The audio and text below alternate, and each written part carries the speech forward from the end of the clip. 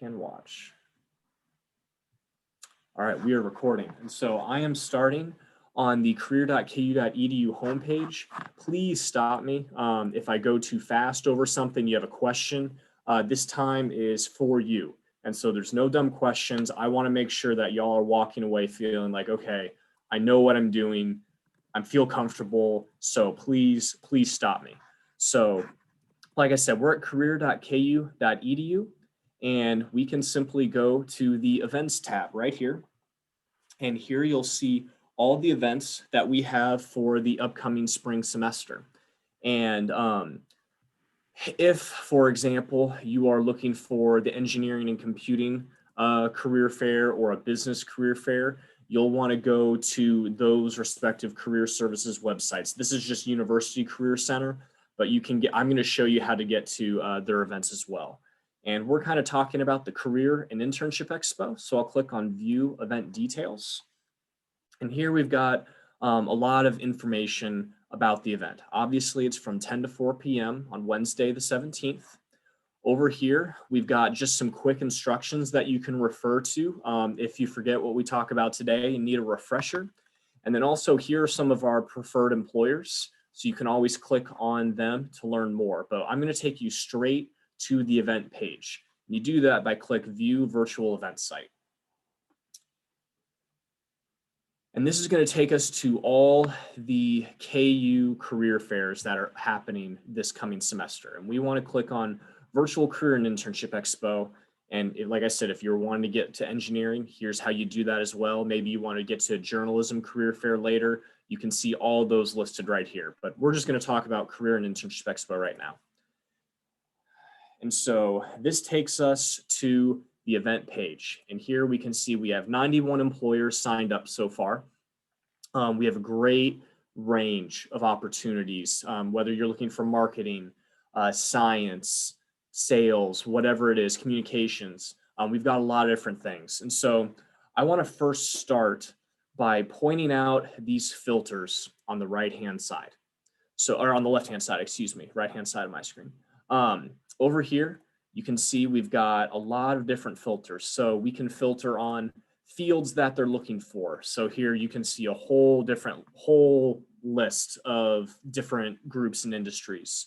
Once again, we've got positions that they're looking for. So if you are an underclassman and you're looking for an internship, simply click on internships, apprenticeships, or co-op.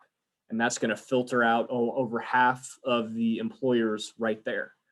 If you're looking for something that's just part-time, click right there, and that's going to filter it even more. So you can use these filters to your advantage. So we know that when there's just a long list of 91 employers, it can be really overwhelming. It can be hard to sift through everything. So I would really recommend using these filters. And I'm going to go into them a little bit more, but I want to pause. Any questions over anything so far? Okay, wonderful. A couple things that I definitely want to highlight. For those of you who maybe had attended one of the events in the fall, maybe this is a little bit of repeat for you, but there are two ways you can meet with employers. The first is one-on-one appointments.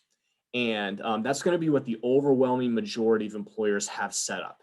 But another way you can meet with them is what's called group meetings. And here you can see there's a filter right there for group meetings. I'll click on yes, and it's going to bring it down a lot. For those who have group meetings, it'll be very clear. The schedule type will be group. And when an employer is holding a group meeting, it's very similar to the format that we're all in right now. It's a video link that you're able to just come in and out of as you want. And they are going to be kind of just giving more high level general information. So, I've clicked on the Food and Drug Administration, the FDA. Say this is something that's interesting to you, but you're not necessarily sure if you want to do an individual appointment. You can sign up for the group meeting and just kind of sit and listen, hear what's more about their organization, ask questions. This is a very low committal way of engaging with them, and can be a really useful opportunity if you don't want to have to do a one-on-one appointment necessarily. Another filter that I want to point out is this freshman-friendly filter. And so this filter is highlighting employers who have indicated in the affirmative that, yes, we are open to all classes, all ages, so to speak, freshman through grad student, whatever. This freshman-friendly filter is really helpful. FDA popped up here again. This could mean a lot of things, though. It could mean that they're hiring for internships that freshmen are able to apply to. It could mean they're hiring for part-time positions. I know City of Lenexa has both professional positions all the way down through part-time student positions. It could mean that they're simply just open to meeting with freshmen. If you're, I'm just going to use the FDA again as an example. FDA, dream sort of job for you, working in government. But you're a couple years away. You're just started your second semester as a freshman. You can still meet with them and start to build that relationship, learn more about their opportunities, how you can start building your career path to try and get to that organization. So if you're an underclassman and maybe you're worried that, oh, all these employers are only hiring for full-time positions, that's definitely not the case. Freshman friendly is a great filter to try and find some employers who are willing to talk to you. And I will say, I pointed out earlier, there are all these other position types as well that I would encourage you to look through. Any questions so far? And when you say freshman friendly, sophomores can check that out. Absolutely. Too. Yeah, it is simply, thanks, Kim, I appreciate that. It is simply meant that they are absolutely open to anyone talking to them. So let me find an example to kind of go the other way. So I'm going to click on professional. Pretty sure Amazon fell into this category. Yeah. So for example, Amazon, everyone knows Amazon. Their only position type is professional jobs. And you can see senior HR assistant is the title of position offered. So in their case, they are looking to hire someone who's going to be graduating at the end of this semester. So those are the cases where, probably not the greatest fit to necessarily have that one-on-one appointment.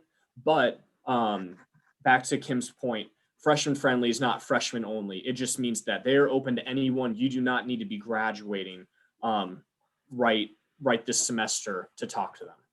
Thank you, Kim. Appreciate that. Mm-hmm.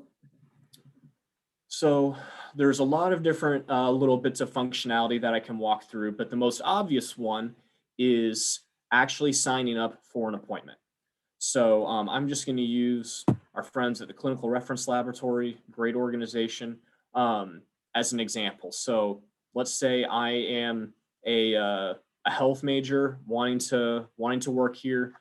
I know that CRL is a place that I want to talk to. So how do you sign up? So this is their schedule area right here. And obviously some stuff is very obvious. Schedule time, okay, they're 10 to 4, that's the length of the fair, great. Interactions, CF Plus video room, time slots, that means it's a one-on-one. It would say group meeting right here if it wasn't one-on-one appointments. And so I just simply click anywhere right here and it's going to take me to this page. And so what do? I can see all the times that they have available. Show more. Okay, great. Now, just as a heads up, appointments are not available to be booked until next Monday. I have just gone in and tweaked the settings so I can show y'all for this demo. So if y'all were planning on signing up after this, it's not going to let you do it because I'm going to change the settings back. But on Monday, everything will be open. And let's say we want to do it just after lunch at 1:30. You click on the time. Would I like to book the following one-on-one meeting? Yes, absolutely. Okay, and so now it's going to ask me for my account information. You do have to have an account to sign up for an appointment, either the one-on-one or the group meetings. Now, I'm going to show you the sign-up process. It's super easy. And I also want to alleviate any concerns you might have. Your information is protected. We are not giving out, every student who signs up, it is not going out to every employer who attends the fair. So you will not be getting contacted by employers you didn't sign up with. The employers you do sign up with, so like I'm trying to sign up with Clinical Reference Laboratory, they will have your contact information, and they know they're not going to be badgering you. If they are, we want you to let us know. But this is how you sign up. So if you already have a Career Fair Plus login, you don't need to do it again. We simply click sign up. We are a student or candidate. And this is all it is. So I will fill out my name. I have to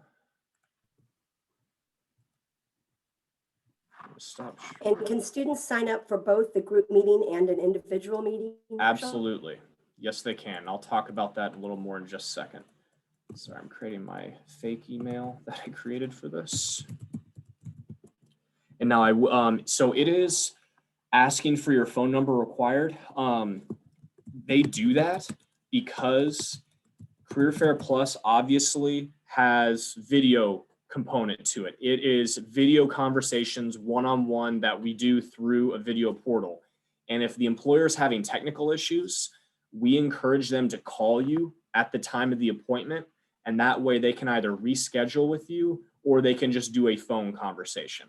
So once again, if you have any concerns about that, that's why we have not had any issues with any of that. So you can upload a photo if you want. You can do it later if you're just trying to get something signed up.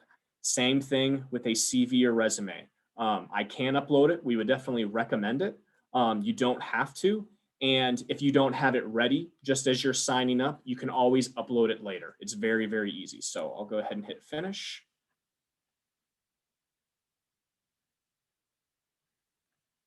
And so it's going to ask me for this stuff. And like I said, it's very straightforward to fill out. I'm going to go ahead and pause because y'all know what you're doing there. But anybody have any questions about that?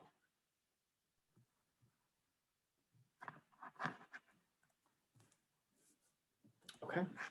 I'm going to go back and just want to point out a couple other things. So I'm now logged in.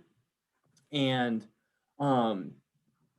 you can see this star icon over here on the right hand side. You don't have your screen shared. Oh, thank you. I'm sorry. Do not know why that stopped.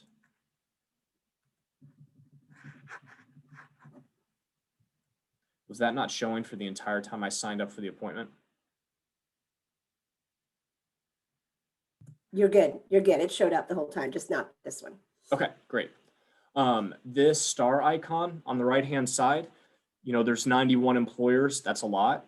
You can use that to favorite certain employers. Okay, I like Apollo Insurance Group, Avila University. That's interesting. And then you'll notice up here at the top, favorites, there's now a 4. That used to be 0.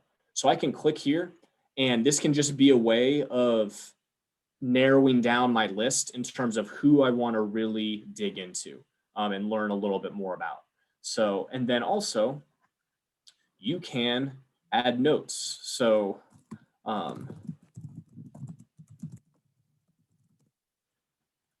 you simply add notes and then that's going to pop up. So we would really recommend using that if you want to, after you've had an appointment. Say you have 5 different appointments, it can be hard to keep everything straight, but using this notes functionality right up here at the top, I'll show it to you again. So it's going to be at the top of every single employer, and that's not visible to anybody. No, I as the event administrator, can't see any of that. This is just for your personal use, and it will only save if you are logged in. So just FYI. So if you hadn't created an account yet, you hadn't logged into Career Fair Plus, it's not going to save for you. So it's really little stuff, but it's just little ways to help you sort through all the employers that we have. Excuse me. I love that feature.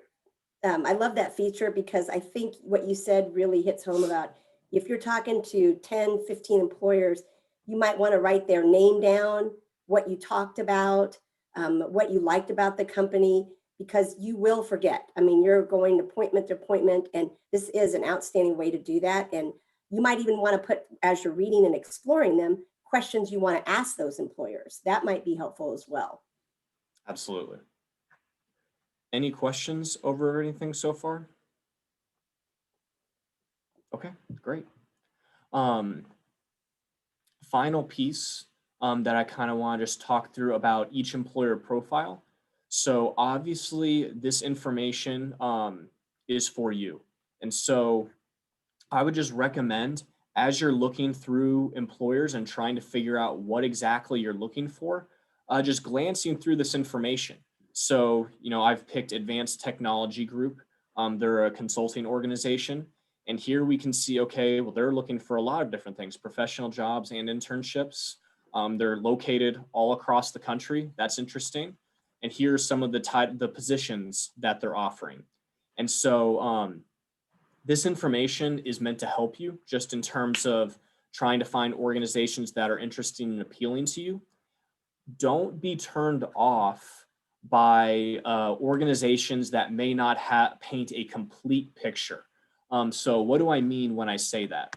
So I saw an example earlier. So let's say, we're looking for internships, and I believe it was, okay, yeah. So City of Lenexa, great example. You're from the Kansas City area and you want to work close to home this summer. All it says here are internships. That's all it says. And so, if that doesn't give you enough information and that kind of turns you off, I totally get that. I always encourage the employers to give as much info as possible. However, I would encourage you either to, either just sign up for an appointment. Appointments are only 10 minutes and they're going to be able to tell you more about what sort of internships they're looking to fill, or to go to their website. All the company websites will be listed, and see if you can find a little bit more about the type of positions that they're hiring for. This is all a way to say that just if it's not listed here, doesn't mean it is set in stone. It just says internships.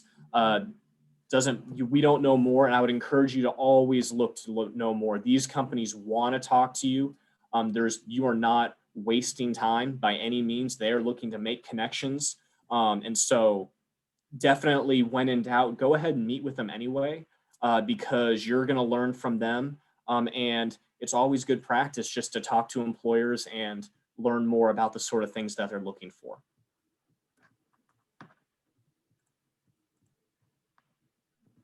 Mir is asking, what is meant by DEI? That is a great question. So DEI stands for diversity, equity, and inclusion. And so this is just our way of tracking. Some organizations do have set diversity and equity inclusion statements and policies that they hold themselves to.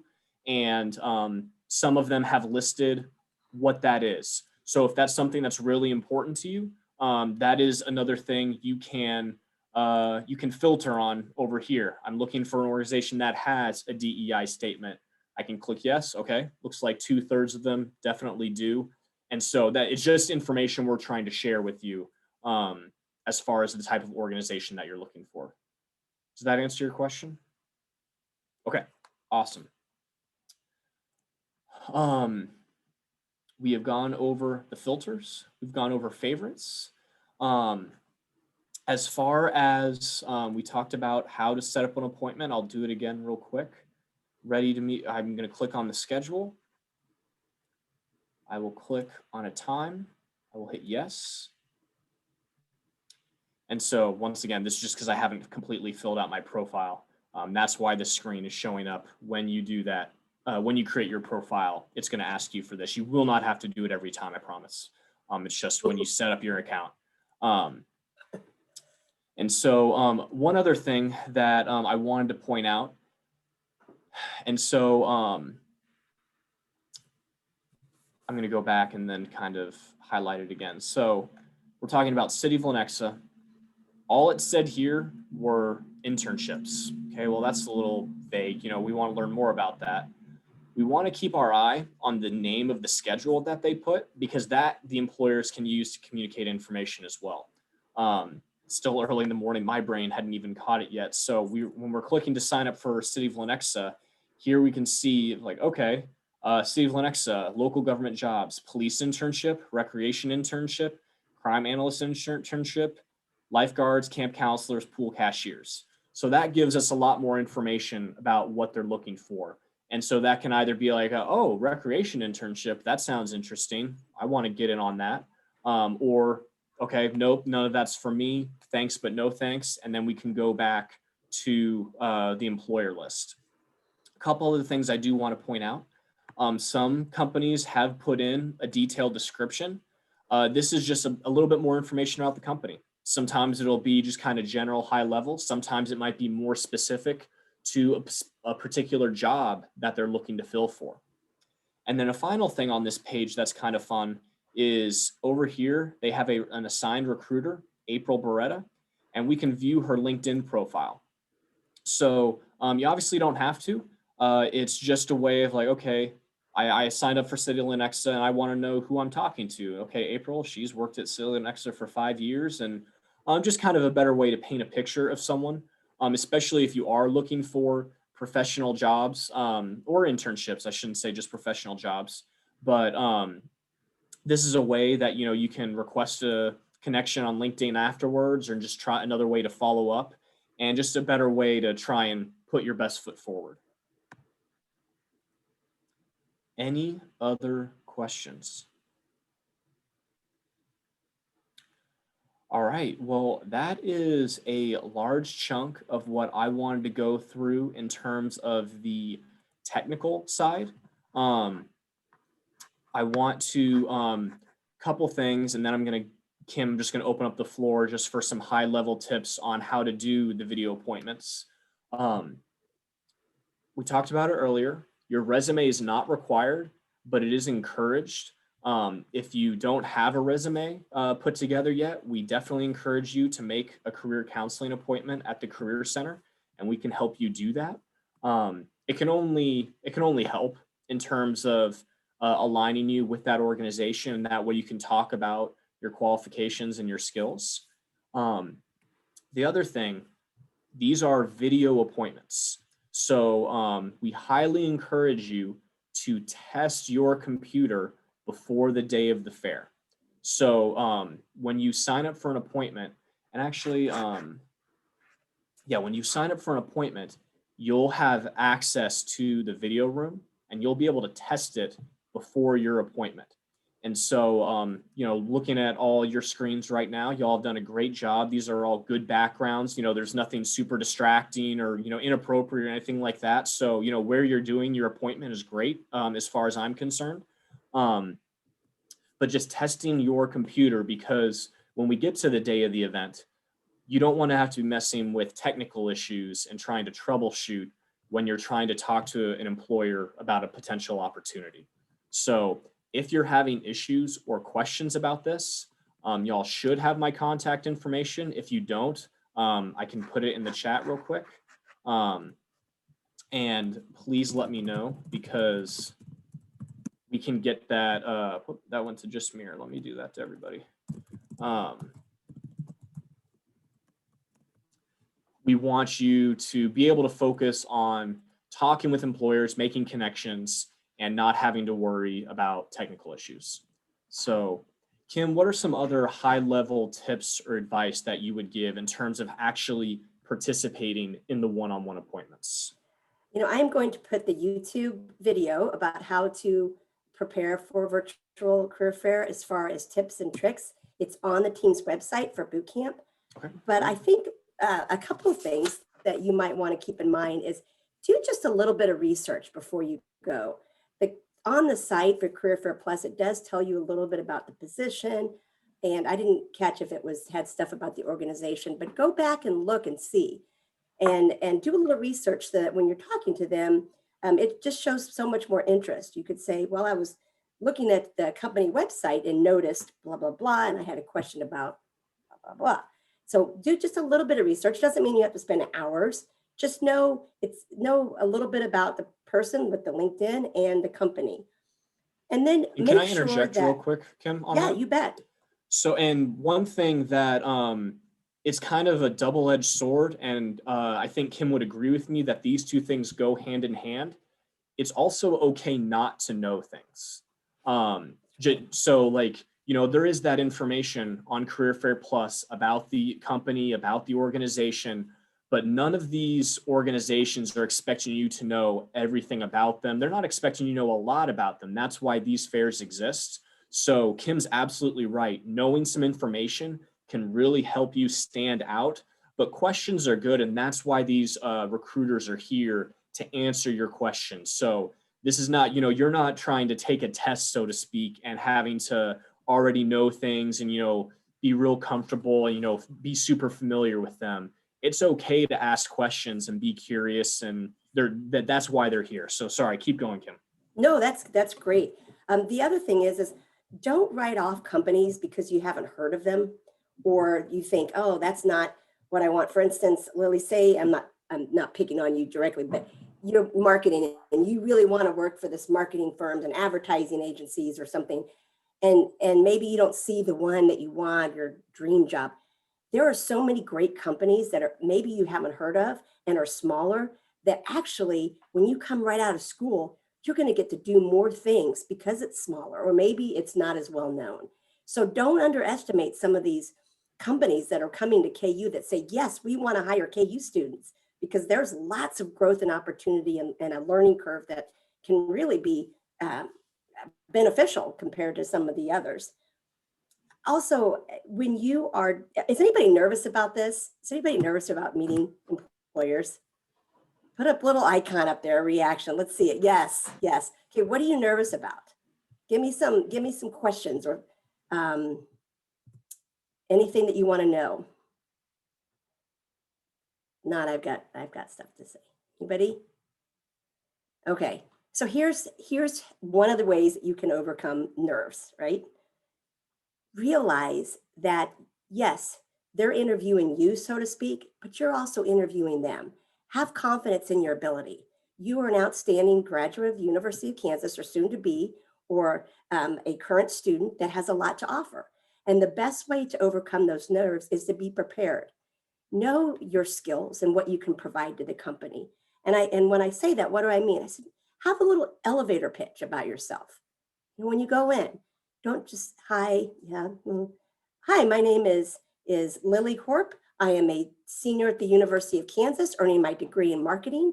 I recently had an internship at XYZ Marketing, where I gained a tremendous amount of skills in digital marketing, data, and analyzing, I'm not speaking it slow, but whatever those skills are.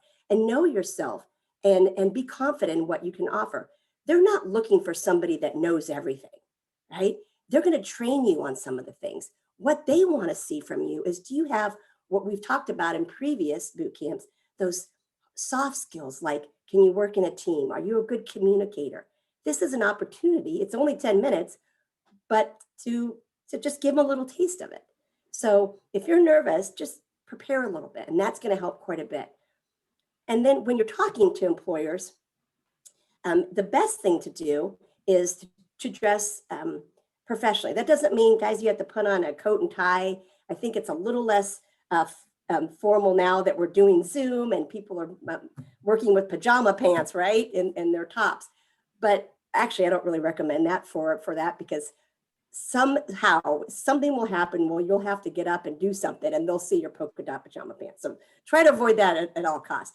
But to look professional and to have really good eye contact.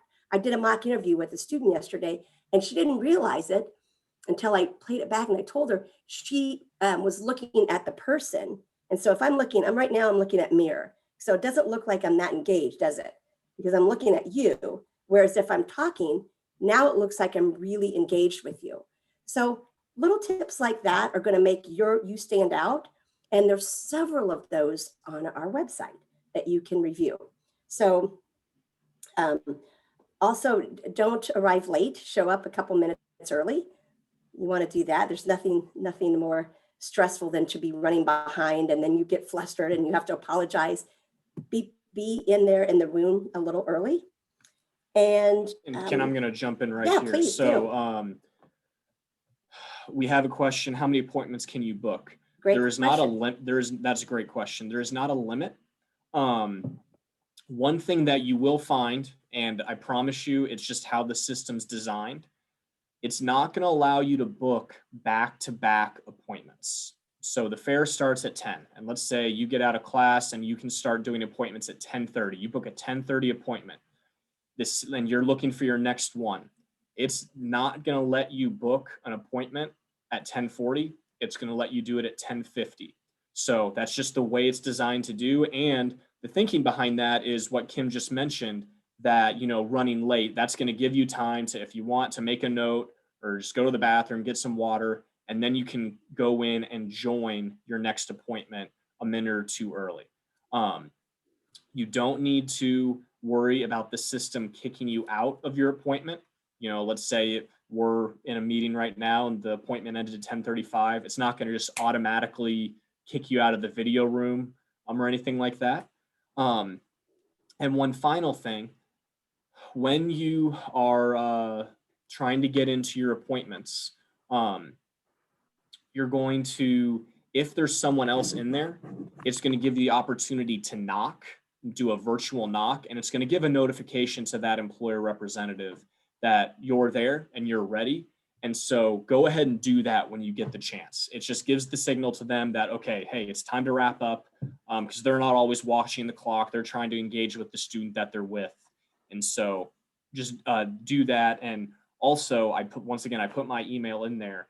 If you are you get into a room and there's no one there, or you keep trying to get into a room and it doesn't let you in, let us know, please, either at my email address or call or email the Career Center and it'll get to me, because that we want to make sure to get you followed up with that employer.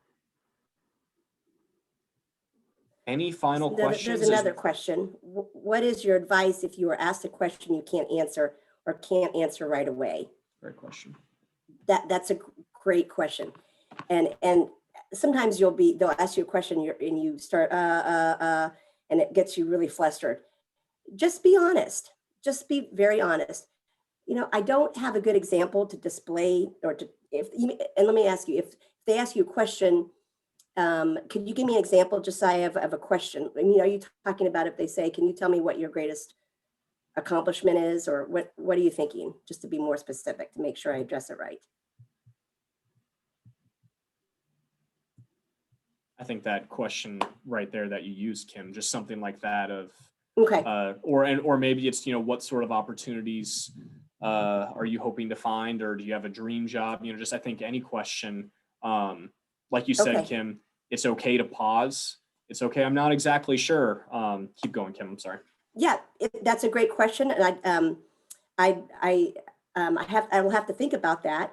But what I say when students, because this happens a lot in interview, if they're looking for an example to show that you've done something and you can't come up with it, just say, I can't think of it right off the top of my head, but here's how I might handle it, or here's some of the characteristics that I might be looking for, and say, or you could say, I'm really open to that. I'm very flexible. So I think when they ask you a question you don't know, just be honest and then try to think of an answer that might display how you would handle something, or how you might, instead of just leaving it at that. So let me give you an example. If they say to you, give me a time when you've dealt with a difficult customer, and you cannot for the life of you think of an example, say, I can't really think of a great example right now, but here's how I would handle it. I would listen really carefully to what the customer is wanting. I would repeat back to them and tell them I was sorry about the situation. I would try to resolve it in the best possible way. And then I would follow up with them. So at least they know that they know you know how to do it. You just can't think of an example. And a lot of times as you're talking, you'll go, oh, actually, I do have an example. So does that answer your question, Josiah? Yeah, thank you. And one thing about that as well,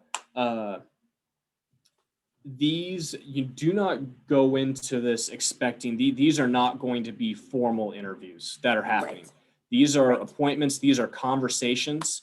It is going to make you stand out if you are able to at least just know of, we used our example of clinical reference laboratory, to know, a little bit about what it is. Oh, you're a testing laboratory and, you work with lab tests and science and all that, versus just, appointment. I don't know anything about you. You do want to at least know that tiny bit to show you've read the overview part of the employer. But like I said, it is not a formal, you should not expect a formal interview where you're having to go through a ton of questions. I imagine it will be a lot more conversational about what that company is, what they're offering, and they're going to ask, but they are going to ask you questions about what you're looking for, what sort of positions, just a little bit about maybe your experience, but it will not be super formal. And I think it's okay that if you are really enjoying this company and you think, I would love to work for this company, I think it's okay to say to them, this has been really helpful and informative. I'm actually really excited about the opportunities you might have. I would love to be able to talk with you about it at a later date. Is there any opportunity for me to do that? And they might say, oh, yes, let's connect. And I'm going to send me your resume or so forth. So be bold. If you want to do it, people want to hire people that want to work for them. Nobody wants to hire someone, oh, it'd be okay. I don't know, it'd be all right. I don't know much about it, but it'd be okay. No, they want to hire somebody that wants to be there. So it's okay to show them enthusiasm and take that initiative as well. Any other questions? I had to just mention one thing very quick. Mhm. So, like I'm an international student, and especially in the Career Fair Plus app, there is this option for work authorization. So, would you recommend like going only to those employers that say yes to work authorization, or should it be like we cover everyone? And then if they consider us a good choice for the position, then we should like ask if you do, because then if we ask straightforwardly, like, do you offer some sponsorship for the work visa, it'll be like if they say no, and then it'll all go in that negative note thereafter. So like what should be like, should we approach only a set of employers that do offer them, or should it be more a broad circle? I'd be interested in what you think, Marshall, but obviously you want to go to the ones that say they Yeah. have work authorization first. Hmm. I would still, are you looking for full-time here? No, like in the future, because I'm still a freshman for internship, basically. Okay, So to Mm. I would go to answer, them. Go ahead. to answer that, there should be, and I don't know why I'm not able to find some. Basically, Mir, the short answer to your question, it's not there now, but there will be a filter on the left-hand side that will either be a Yeah. yes, offers international student sponsorship, or no, does not. At the moment, it's not popping up as a filter. I'm going to reshare my screen just real quick. So at the moment, like I'm looking at California Casualty, they're an insurance organization, and they do not provide international sponsorship at this time. And so you can see there's that header. That information is in a lot of the employers' like profile information, but for some reason it's not popping up in all of them, and that means that employer didn't fill it out. And so when you're able to start signing up for appointments, there will be more, there will be either a filter or something that just tells you, okay, yes, it'll either be yes, no, unknown, of yes, offer sponsorship, no, does not, unknown. And so hopefully that's helpful.